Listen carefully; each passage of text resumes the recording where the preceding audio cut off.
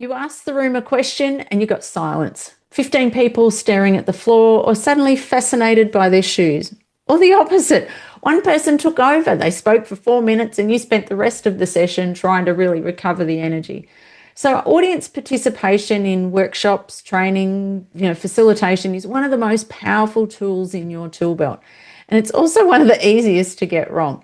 And when it goes wrong, it doesn't just feel awkward, it can really feel like it undermines your authority in the room. So there's some things that I find when I'm working with thought leaders, consultants, advisors that they miss, and that is that participation doesn't happen naturally.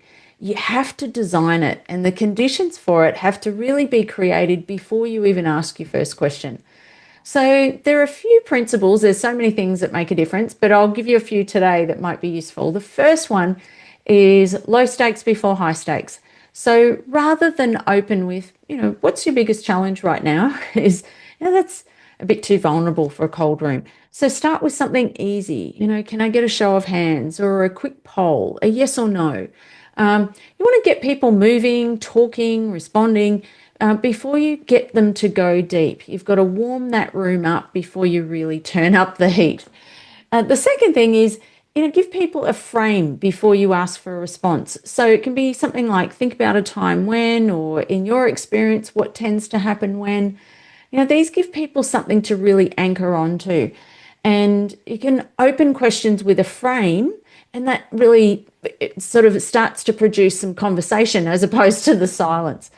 And then the third thing is you can really manage your overtalker graciously. So, when they talk a bit long, you don't have to shut them down. You've got to still keep the room safe, because otherwise other people won't feel like they can talk. So you can kind of say, look, that's a great example. Let's hear what this person has to say. There's a clean redirect that you can keep the energy moving. And what it does is it signals to the room that they're not in charge of the room. You are. You're in charge of the pace. So participation done really well makes your delivery memorable, repeatable, and referable. So if it's designed poorly, it makes you look like you've lost the plot. So next time you're designing a session, map out your participation moments in advance. Know exactly what you're going to ask and when, and how you're going to redirect. And if you need help, just DM me and we can see if I can help you to make your engagement more impactful and repeatable.